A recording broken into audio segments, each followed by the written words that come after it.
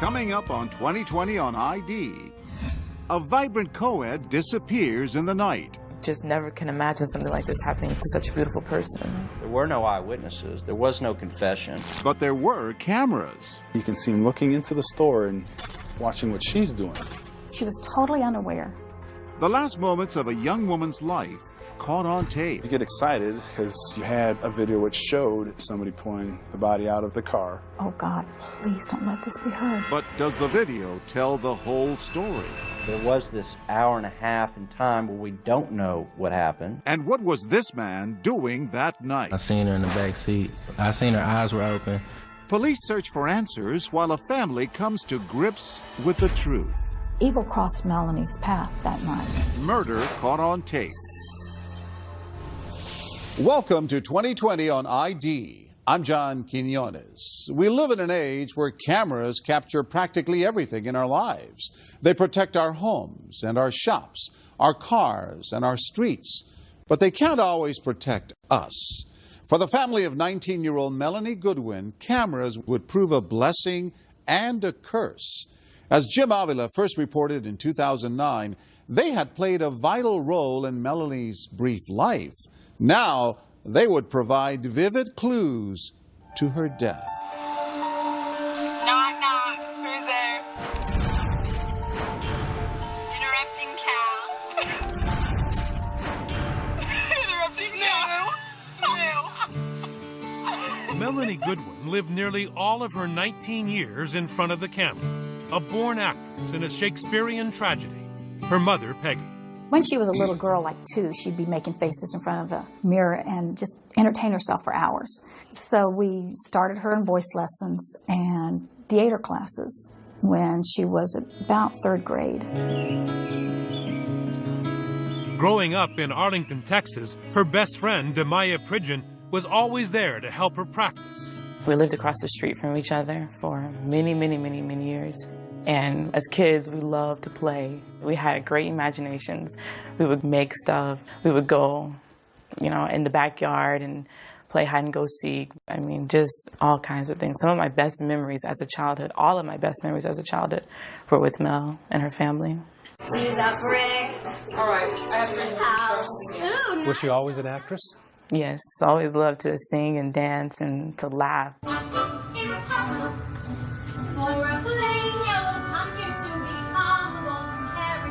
And her father, Glenn, never missed a performance. What was your favorite? I've got to say it was Cinderella. She was just the most beautiful godmother you could ever imagine. With a crown on and her scepter. And you could just hear the audience gasp like, whoa. And I'm sitting there thinking, whoa, that's mine. And Melanie's fairy tale was not just on stage. She was living one, a communications major at the University of North Texas, where she met boyfriend Ollie Valencia with leading man looks and a heart to match. How would you describe your relationship with her? Almost like a modern-day fairy tale in my eyes. We were just 2 fools in love who were best friends and couldn't get enough of each other. So you thought this may be the woman for you, forever? I knew this was the woman for me. Melanie's deeply religious family was close. An older sister and brother who adored her. A star at home, too. Melanie just embraced everything. She was fun to talk to. She's smart. She had an insight that, and vision that was a little bit, well, was unique. And of course, she was my baby, so the baby's the baby, and, and she's my girl. All backed by a supporting cast of many fast friends. I think that's what makes this so hard. Just never can imagine something like this happening to such a beautiful person. On Monday afternoon, September 24th, 2007, Melanie's bubbly, always-on personality is in full display at 5 o'clock as she heads off to work as a model promoting the energy drink Red Bull. I kissed her goodbye and just looked her in her eyes and was just so happy to be with her. And she went on with her day. Melanie met the other Red Bull girls for dinner and then reported to a video game store called the GameStop handing out samples to Red Bull's target audience of young males anxious for the premiere of a new hit game, Halo 3. GameStop wasn't releasing it till midnight, and they went to the GameStop to promote the product, and then they finished probably around 1 or 1:30. It's now early Tuesday morning, and Melanie's headed back to campus, her long day finally about to end in the arms of her boyfriend. But first, as is her habit, she checks in with him by phone. I was in bed when she had called me, and I was like, yeah, babe, I'm gonna leave the door open, just come up. Ollie had one small request. He will spend the rest of his life wishing he'd never made. I asked her to stop. She was gonna bring me home chocolate milk and some Cheetos. And I woke up 2 hours later, and, she wasn't home. And it's at that final stop for snacks in this nearly empty convenience store on a dark and lonely street, just a few miles from her boyfriend's apartment, where Melanie's last act is played out on camera once again, captured in harsh lighting, and this time on grainy surveillance tape. Carrollton, Texas detective Greg Frade. You see Melanie walk into the store, and as he's walking by, you can see him looking into the store and watching what she's doing. And probably 30 or 40 seconds later, she comes up to the counter, and she's talking to Ali, saying, I'm on my way home, and you see him walking up behind her. She was totally unaware. A new sinister character is about to enter Melanie Goodwin's life, and it's not a bit part. Evil crossed Melanie's path that night. When we return, Melanie's boyfriend is desperate to reach her. I called and called and called and called. I was trying to calm myself down like, everything has to be okay. And another call, this one to the police. There's a burnt female body over here. Stay with us.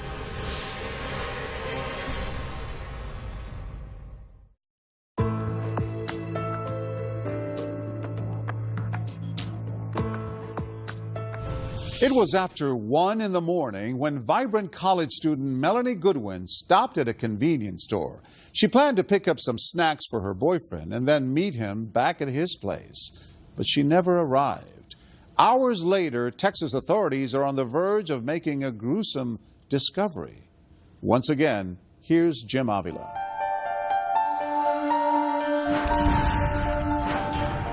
The morning shift at TransTech Software is arriving early on Tuesday, September 25th, 2007, greeted by the unthinkable. Carrollton 911, address of your emergency. There's a burnt female body over here. A real mystery for police, a sensation for Dallas TV News. Her badly burned body was discovered in a field in Carrollton. The call is a burnt body in a ditch, and the body is charred beyond recognition. At 11 a.m., Carrollton, Texas Police Detective Greg Frade is the first investigator on scene. We were afraid that might be a serial killing. Just the way that the body was laid out in the ditch, it almost looked like it was posed with her legs facing the parking lot and knees kind of up. And you can only tell that it's a female by her hair and by the French fingernail tips that she's had done. I've seen my share of terrible things that people do to each other. This one is probably the most horrific that I've seen. But the horror was just beginning, because in the first big break of the investigation, someone notices the office building parking lot is videotaped 24 hours a day. Whatever happened to this young woman happened on camera. You get excited because you had a video which showed at early morning hour a vehicle pulling up and somebody pulling the body out of the car, down to the ditch, back up to the car to get something out of the car, back down to where the body was, and you see a horrific of light which flame in the body burn. The person comes up, jumps in the car. Just that quickly, within an hour of finding the unidentified body, the detectives know how their victim got in such terrible condition. And key to finding her identity, the tape also reveals the type of car used to dispose of her, a red Saturn. I now have a vehicle I can look for. There's an image which looks like a male. I've got a little bit of clothing that I can see from the video. You can see a white shirt, you can see half pants, and now you have hope that we can get a running start on something that we had nothing just a few moments ago. While all this drama and mystery is going on there, At the same time, in a suburb close by, Melanie Goodwin's boyfriend, Ollie Valencia, is waking up in a panic. Melanie didn't come over as promised during the night. I called and called and called and called. I was trying to calm myself down, like, everything has to be okay. She's missing. Let's find her. Ollie hopes for an innocent explanation and makes no call to police. So detectives are working their newfound mystery in a vacuum.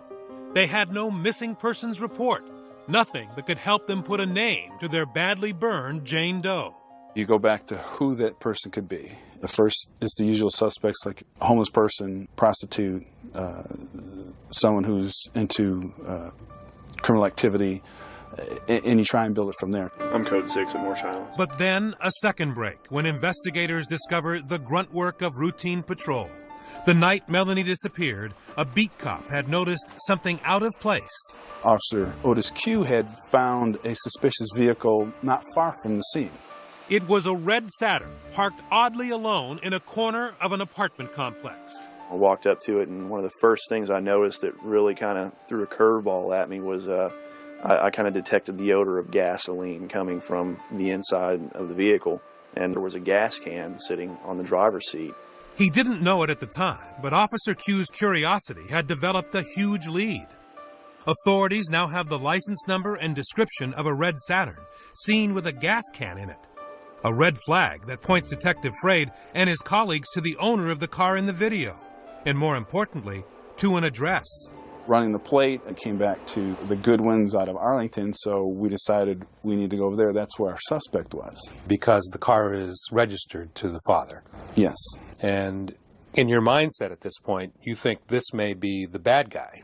Correct. We're under the assumption that it is our suspect. So when you knock on the door, what are you prepared for at that point? She started interrogating my suspect. And Mrs. Goodwin answers the door, and I ask her, do you own a red Saturn? She says, yes, I do. It's my daughter's car. And at that moment, in my mind, I knew that I no longer was looking for my suspect, that I had to do 180. I'm now looking at my victim. The body in the parking lot and Melanie Goodwin are now linked. It was a difficult visit. Detective Fraid had prepared himself for an arrest, not a death notification. I'm thinking, okay, she's missing. They found her car. She's missing. Then they ask about a ring she was wearing. And my mind's just working, and finally it just clicked. And I said, do you have a body?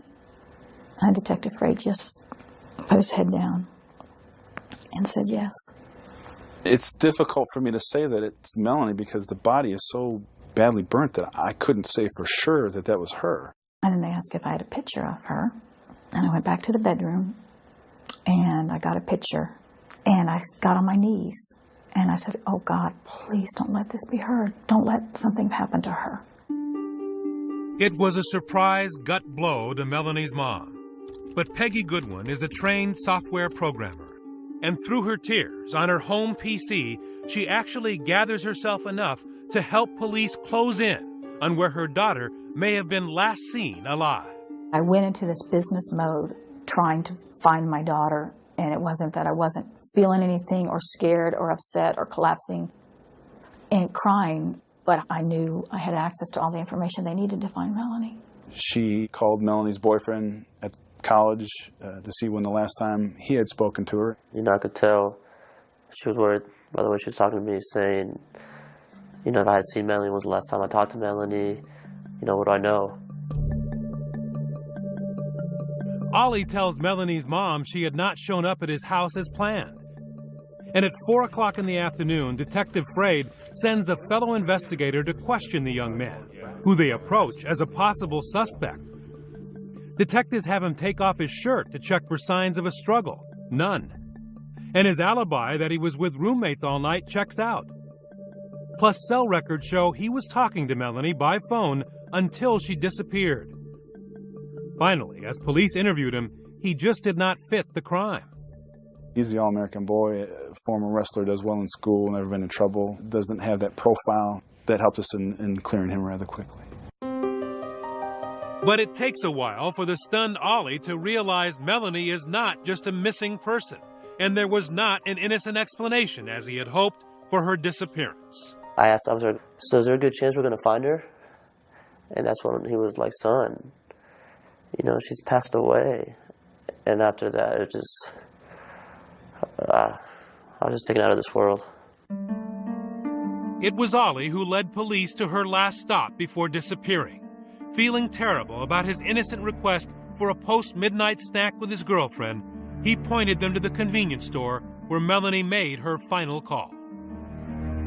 I couldn't even look at her parents in the face because I felt as it was my fault. My fault she's not here today. She wasn't here yesterday. She won't be here tomorrow. No one can predict where good and evil will cross paths, where a simple stop at a convenience store for chocolate milk and Cheetos will turn dangerous, even tragic. A place where innocence is lost, where Melanie Goodwin, in a surprise rendezvous, runs straight into a stone-cold killer. You can see him looking into the store and watching what she's doing. It turns out the state-of-the-art Quick Trip convenience store has 4 cameras watching customers, the registers, even a glimpse of the sidewalk out front. And it's those cameras whirling away in the middle of the night that give Detective Fraid the first clue to the identity of Melanie's killer. The first thing that stands out in our mind is a male that is just kind of walking up and down the outside of the store. Nearly every step of this crime is on videotape. Another break. It's not only video, but it's video with audio. For an hour and a half early that September morning, way before Melanie stops by for a snack to take home to her boyfriend, this man hovers around the counter, even convincing the clerk to let him use the phone, trying to get his estranged girlfriend, other friends, anyone to give him a ride and a place to stay. Dallas County Prosecutor Andrea Hanley has watched this tape over and over again. He'll hang up the phone, he'll walk around, he'll pace back and forth, just flat out loitering. He's got no money to buy anything. He has no money to buy anything. I think, as a matter of fact, the clerk gave him a soda and a pastry. You know, because the guy had no money. He had nothing going on. He'd asked the clerk, hey, can I sleep here? And he said, you can't sleep at this store. And by the way, buddy, you might not want to hang around here anymore. He's outside the store when Melanie, dressed in a skirt and top, comes in. She heads right over to the snack aisle for the Cheetos her boyfriend Ollie had wanted, and then the dairy case for the chocolate milk. The clerk is busy, but remembers Melanie had gone back to the restroom, and that's when she meets the loiterer, about her age, but desperate, out of options, and turning to a fellow 19-year-old for help. And he remembers as best he can that the defendant was, in fact, asking her for a ride. And you can very faintly hear it on the videotape. You can hear him say certain things like, my truck broke down, or I would walk but these shoes aren't good, and it's just a quarter of a mile, it's just up to McKinney Avenue. And you hear her saying,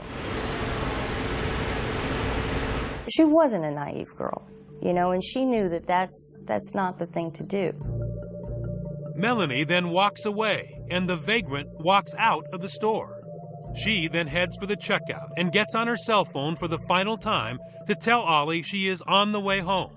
What were you talking about? She was just telling me how hot she was looking because she had just tanned. And you told her you'd leave the door open for her? Oh, yes, sir. That came later. Yes, sir. Back at the store, Melanie finishes paying at the counter, walks out the door, and heads to her car, Cheetos and chocolate milk in hand.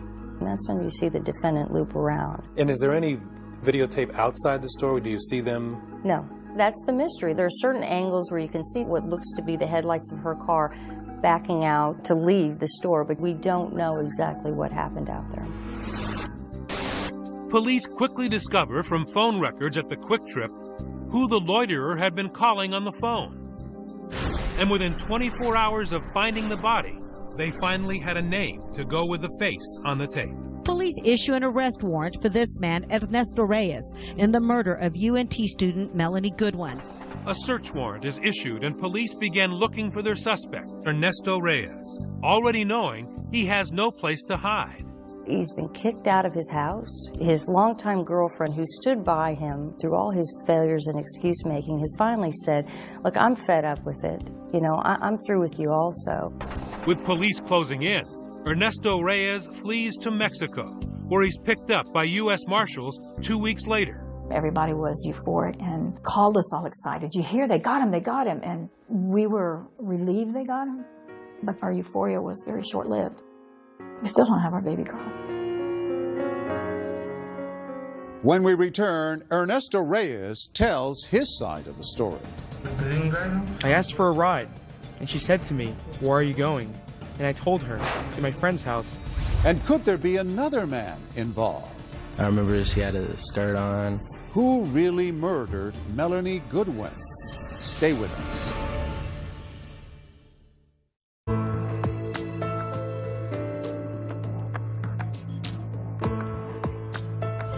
The body of college co-ed Melanie Goodwin has been identified, and with several quick breaks, police believe they have apprehended her killer. As they construct the timeline and build the case, they learn more about Melanie, a random victim of a homicide. Once again, Jim Avila. University of North Texas communications major Melanie Goodwin came from a religious family, and she wore her faith, if not on her sleeve, on the bumper of her 2002 red Saturn. There was a decal on the back that had Melanie's name, and then her license plate bracket, that said "Angels are watching over me." And in fact, key moments of Melanie's abduction and murder were left on tape for police to track. There were things that were placed in front of us that we never thought we would see. Things were just falling in line. God was with me on this one. The police had Ernesto Reyes on videotape at 2 in the morning, stalking and following Melanie at the convenience store. They also found tapes of Reyes an hour later, attempting to buy gasoline at a closed Chevron station. He can be seen noticing something on his shirt. The prosecutor says it's blood. So he takes it off, turning his shirt inside out to hide the stain. And then another tape, moments later. Ernesto Reyes is seen again at a nearby 7-Eleven, where he successfully buys $1.76 of gasoline, casually filling up his can outside while asking a stranger to borrow his cell phone. He used the phone, told me, God bless you, have a good evening, and he calmly walked away. As nonchalant as can be. Cold-blooded. Cold-blooded. All right. And finally, the videotape that shows Reyes dragging Melanie's body to be burned. All this evidence seemed overwhelming.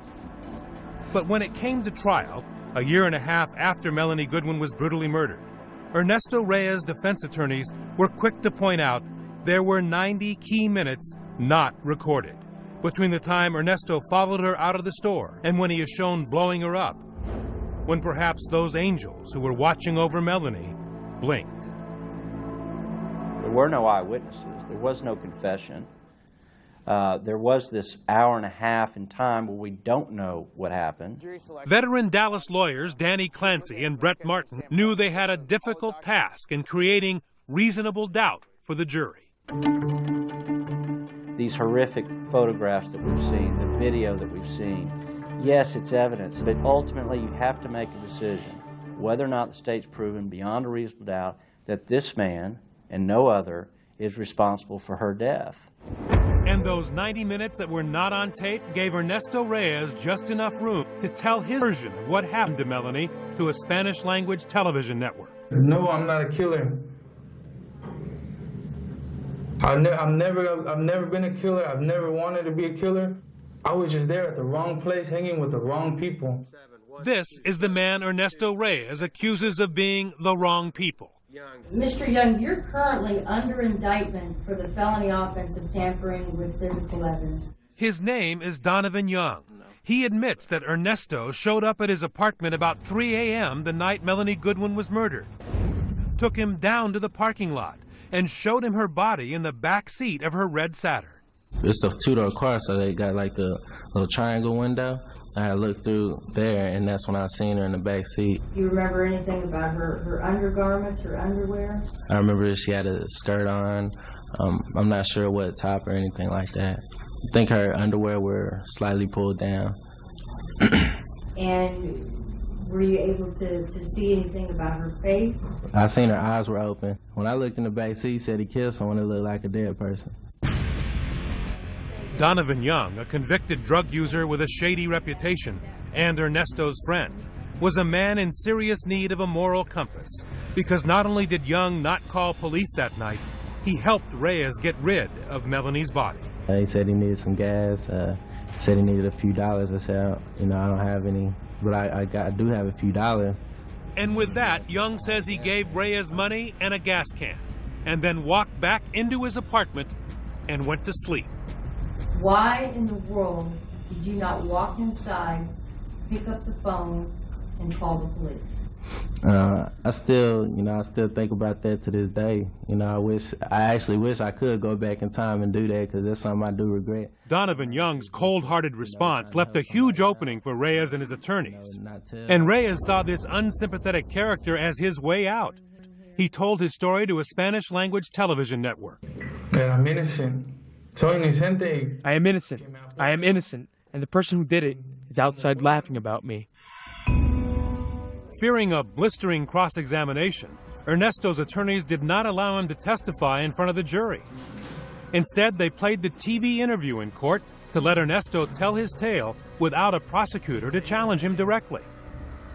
I asked for a ride, and she said to me, "Where are you going?" And I told her, "To my friend's house," and she said, "Yes." Reyes does not deny that's him on videotape stalking Melanie at the convenience store. But then he tells the interviewer Melanie is to blame, saying she was asking for trouble. She said to me, "Do you know where I could find some drugs?"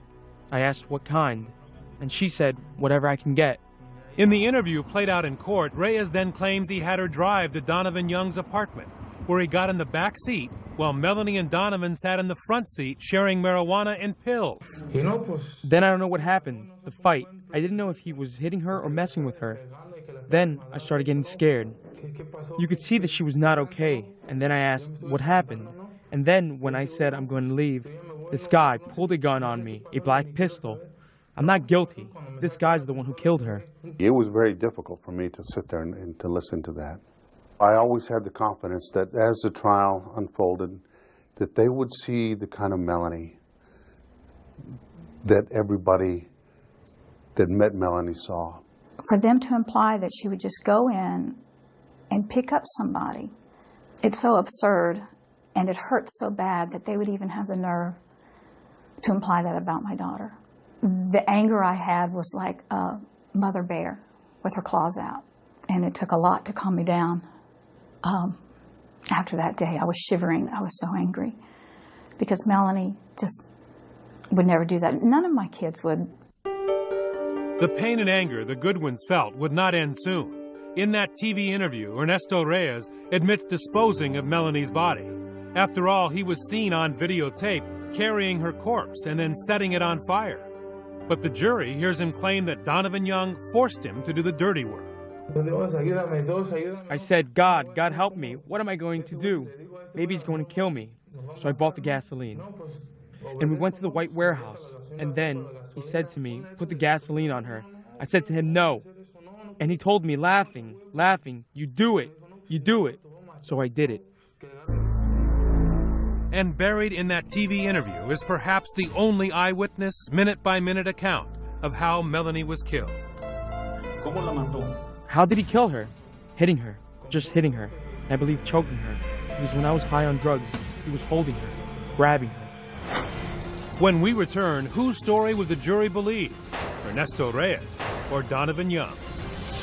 We'll be right back.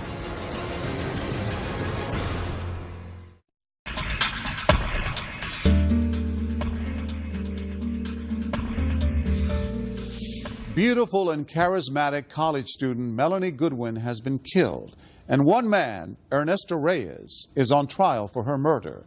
But does the prosecution have enough to convict Reyes? They're about to reveal one more piece of evidence. Once again, Jim Avila.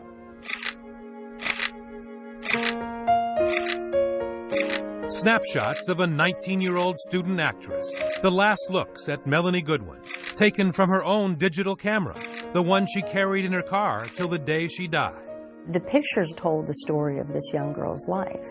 You had her with her parents on vacation, you had her hugging her father, you had her with her boyfriend, and just being fun and silly. You know, just told the whole story of Melanie. One simple photo data card and 2 last snapshots that would shock the police. Self-portraits of Ernesto Reyes. He takes his own picture with Melanie's camera, and how would you explain that you're not involved if you're on 4 pieces of video? It's hard to refute what you see. And on that quick trip, what you hear. Ernesto Reyes' far-fetched story of a drug-craving young woman, anxious for sex with a stranger, killed by his drugged-out friend while he watched, is badly damaged by the fact that everywhere the jury turns is another photo of Ernesto Reyes. Ladies and gentlemen of the jury. Co-prosecutor Stephanie Fargo drove it home in her closing argument. Who has the evidence all over them? Who's the only person you see on the surveillance videos? You should be insulted that he tries to put this on Donovan Young. Evidence doesn't lie. In fact, the jurors say it was what they did not see in that explosion video that made them doubt Ernesto's alibi, that an accomplice named Donovan Young killed her and ordered his cooperation. Juror Amy McCall. Ernesto said that Donovan Young was in the back seat of the car with a gun telling him what to do at one point. And when the sky lights up, you can see inside that car, and there was no one there. But perhaps the biggest hole in the Reyes story came from Melanie herself. A single trace of DNA. Most of the crime scene evidence was destroyed, but one critical piece of genetic material tying Ernesto Reyes to the attack on Melanie did not burn. The medical examiner found it deep inside her body. Swabs are placed both in the oral cavity, the vaginal cavity, then placed in a box, all of which is sealed and taken to the criminal investigation laboratory. The DNA evidence that we were able to get was from the vaginal smear. We were not able to get DNA from her clothes or from her hands. He thought he was smart. He thought he was doing everything that he could do to get away with this crime. He thought by burning her body that he was burning up all the forensic evidence, any kind of DNA or blood evidence or his fingerprints. You know, he thought he was very successful at that. Well, he wasn't. The fire had done a pretty good job, but it did not get that DNA. So it showed that he had at least had sex with her. I had to prove that it was not consensual sex. Despite Melanie's all-American girl reputation, the defense team makes one last-ditch effort to blame the victim. They would try to convince the jury that she wanted to have sex with Reyes. You personally didn't observe any obvious signs of sexual assault, did you? Well, right. My autopsy clearly lists that I didn't find lacerations or bruising in there. Again, that's not a big surprise, but I did not see traumatic injuries. A lot of times you do find DNA underneath the fingernails of the victim, where they're scratching and scraping and clawing and doing everything they can to fend off their attacker. None of that evidence existed. It was important for me to paint a very good picture of her because of the defenses that he was throwing out there, and to be able to show that everything he said about her willingly, getting in the back seat of her car is complete and utter nonsense. Not her. Maybe somebody, but not Melanie Goodwin. Swear to tell the truth, the whole truth, and nothing but To paint that picture, the prosecution called Melanie's mother, Peggy Goodwin. If you were to hear, Mrs. Goodwin, that your daughter picked a stranger up at a convenience store at 1:30 at night and asked him to smoke some marijuana with her, and then hopped in the back seat of her car with this stranger to have sex, would that in any way conform to the character or the identity of the girl that was your daughter? Absolutely not. We had gone over multiple times. Never pick up strangers, and if you have to stop at night, you have to stop at a very brightly lit, well-traveled store. Lock your doors, look behind you, look around you, be aware. There's some video that And then Melanie's mother told an anecdote that helped the jurors understand why there were no signs of a struggle. When she started asking me about Melanie, I just talked about her size, that she was so tiny that when her brother would wrestle with her and tickle her, he would hold both of her wrists in one hand. And I thought to myself, my goodness, she has just unwittingly explained to the jury exactly what happened. you know, that he was able to take hold of both her wrists and attack her that way, that she didn't have the opportunity to scratch anybody's eyes out. That's why she didn't have DNA under her fingernails. He held both of her wrists in his hand while he beat her. But perhaps just as convincing to the jury was that the medical examiner confirmed there were no drugs of any kind in Melanie's system. And there was one other huge factor. Melanie was in a happy relationship with a boy she had promised to marry. They tried to raise that she somehow had consensual sex with this guy. I know no one in their right mind believes that, even people that didn't know her. And even though that's what he claimed, it's not even an option. Juror Anna Palmer never met Melanie. She didn't have to. Could you picture them in any way together? No, absolutely not. We saw her boyfriend, and I think she had a committed relationship with him, and I couldn't imagine her having anything to do with Ernesto Reyes. In order for you to believe it, you gotta buy that. And then damning words from Deputy District Attorney Andrea Hanley, describing the terrible way Melanie died, raped, beaten, and killed by the hands of a stranger. The reality of being asphyxiated, of being strangled to death, is horrific. You must have enough pressure applied to a person's neck to cut off their blood flow and their oxygen for 10 to 15 seconds. That's 10 to 15 seconds of Melanie Goodwin struggling, most likely screaming, fighting for her life. That's 10 to 15 seconds that this defendant has his hands on that little girl's neck. The Reyes defense team called no witnesses, unwilling to let the defendant face cross-examination. He never told you that. But they made every attempt to raise reasonable doubt while questioning the prosecution's witnesses. We're asking you respectfully to return a verdict of not guilty in this case, because the circumstantial evidence in this case does not rise to a level of proof beyond a reasonable doubt. The jury took just 3 hours to reach a verdict. The defendant will please rise. What say you? We, the jury, find beyond a reasonable doubt the defendant, Ernesto Pena Reyes, guilty of the offense of capital murder as charged in the indictment. And then a final dramatic courtroom moment for Glenn and Peggy Goodwin. Before sentencing, they stood in front of the judge and emotionally told him of their loss. Melanie Therese Goodwin's family and friends have something to say to you. Look up at the video, Mr. Reyes. She then showed the judge a videotape of the daughter she lost. Knock, knock. Who's there? Interrupting Cal. Interrupting Cal. No. You demanded that he look at you, that you get a chance to look into those cold, evil eyes. Why? Because he was going to hear what he did, and he was going to look me in the eye, and he was going to feel it, and he was going to look at her video, because he needed to know who Melanie was and what he did and how worthless he was. Did it work? Did he look up? He looked at the video and he looked at me, and then he started crying. When we come back, Peggy Goodwin offers a surprising gesture. I guess my heart just reached out to her as a woman who had realized her son was this monster. Stay with us.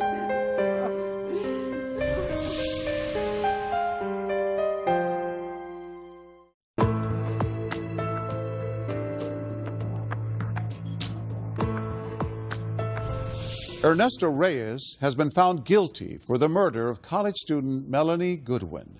Now it's time to start the healing process. With the conclusion of our story, Jim Avila. Merciful Father, Melanie's friends said goodbye to her on campus, celebrating with songs and pictures. A tribute not only to her life, but to her parents, who had lost so much.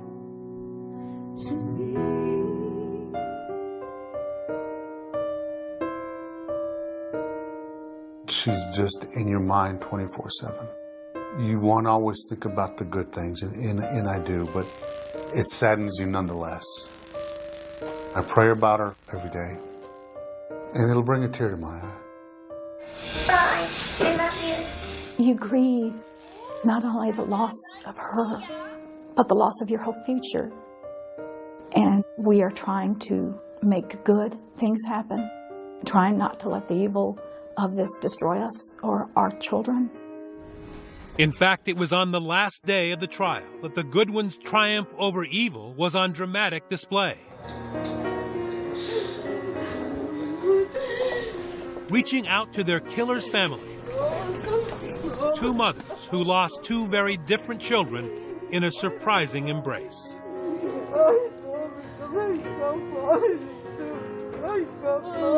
You found in your heart some way to connect with his mother. I noticed when they showed the fire video that she was crying in the distance, and I thought she finally realized she's been lying to her. She sees the evidence and she knows. So I guess my heart just reached out to her as a woman who had realized her son was this monster.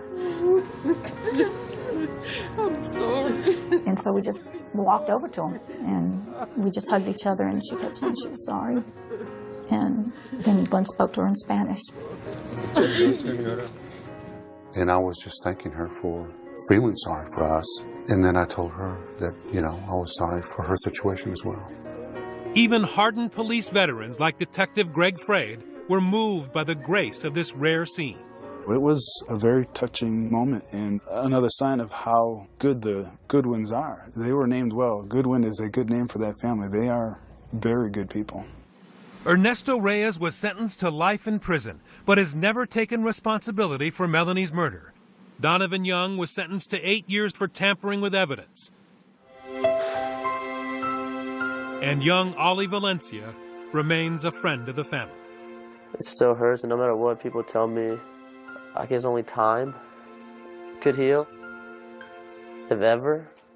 She was so precious, and it's not a job to take her, it's an honor.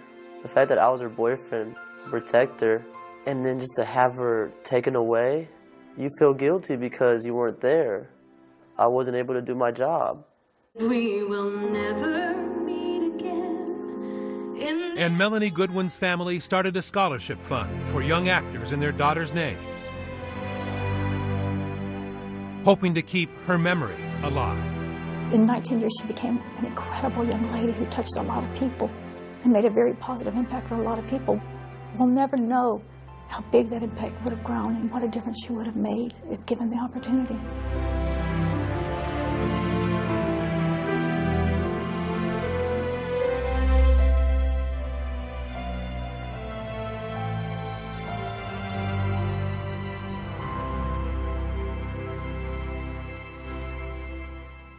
Peggy and Glenn Goodwin say they still struggle with the loss of their daughter. They continue to raise money for the scholarship fund in Melanie's name and are writing a book about her life.